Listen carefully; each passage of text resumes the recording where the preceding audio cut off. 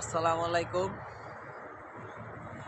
আজকে আমরা পাল্লা দিতে আসছি গড়গড়িয়া মাস্টার বাড়ি। সবাই আমার কবুতরগুলোর জন্য দোয়া করবেন। কবুতরগুলা দীর্ঘ 1 সপ্তাহ অসুস্থতার পর মোটামুটি আজকে একটু রিকভার। জানি না কি আছে, ওয়েদার ভালো, তো দেখা যাক। সবাই দোয়া করবেন আমার জন্য, আমার কবুতরগুলোর জন্য দোয়া করবেন।